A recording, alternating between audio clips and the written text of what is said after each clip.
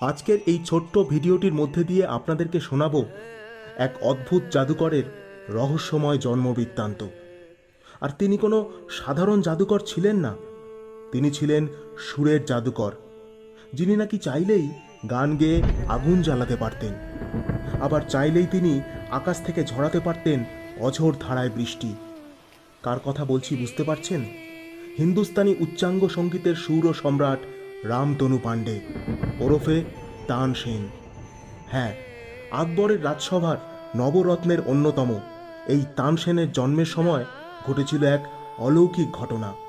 আর সেই ঘটনার উপর নির্ভর করে আজকের এই প্রতিবেদন, তানসেন ও এক অলৌকিক কাহিনী।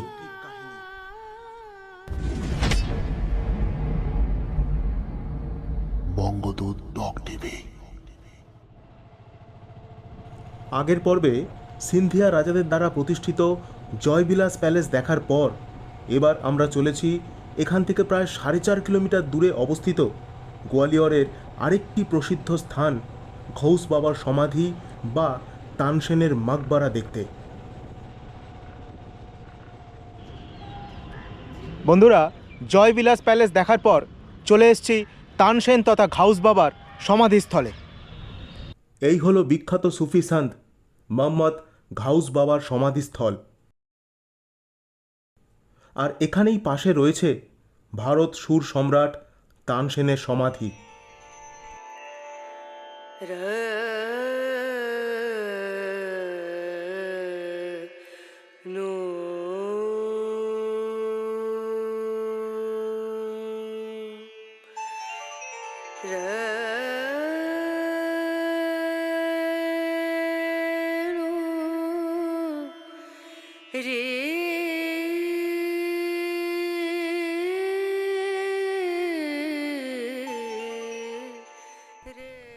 মোহাম্মদ ঘাউস বাবা 1545 সাল নাগাদ এই গোয়ালিয়রে এসেছিলেন।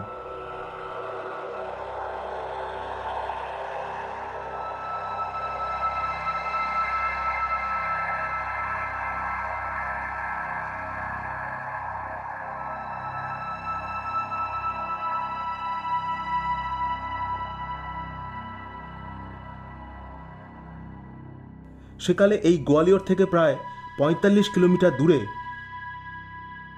ভেট গ্রাম থেকে এক ব্রাহ্মণ দম্পতি জঙ্গলের পথ ধরে গোয়ালিয়রে আসেন শুধুমাত্র ঘাউস বাবার সঙ্গে সাক্ষাৎ করার জন্য। সেকালে সকলেই জানতেন ঘাউস বাবা একজন অলৌকিক ক্ষমতাসম্পন্ন মহান সুফি সন্ত।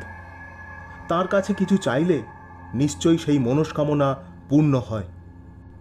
আর এমন ভাবনা থেকেই ওই ব্রাহ্মণ দম্পতি করজোড়ে ঘাউস বাবার কাছে তাদের এক সন্তান কামনার আর্জি নিয়ে এসেছিলেন।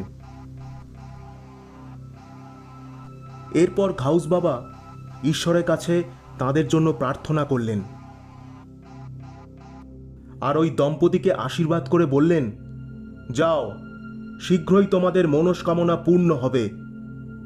এই ঘটনার মাত্র 1 বছরের মধ্যেই ওই দম্পতির ঘর আলো করে জন্মালো এক পুত্র সন্তান, যার নাম রাখা হলো রামতনু পাণ্ডে।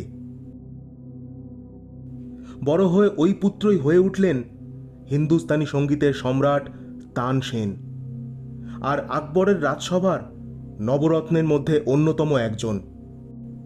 এর মধ্যে 1562 সালে মোহাম্মদ ঘাউস বাবার দেহান্ত হয়, আর তাকে গোয়ালিয়রের এই স্থানটিতেই কবর দেওয়া হয়েছিল।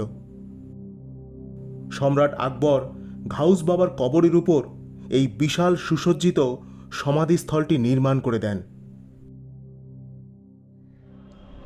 এরপর তানসেন বলেছিলেন, যার আশীর্বাদে আমার জন্ম, মৃত্যুর পর আমাকে যেন তার পাশেই সমাধিস্থ করা হয়।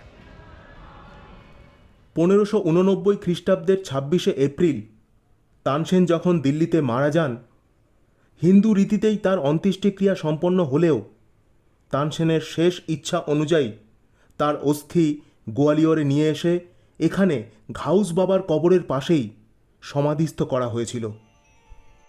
সেই থেকে আজও প্রতি বছর ডিসেম্বর মাসে 1 সপ্তাহব্যাপী এখানে তানসেন সঙ্গীত সমারোহের আয়োজন করা হয়।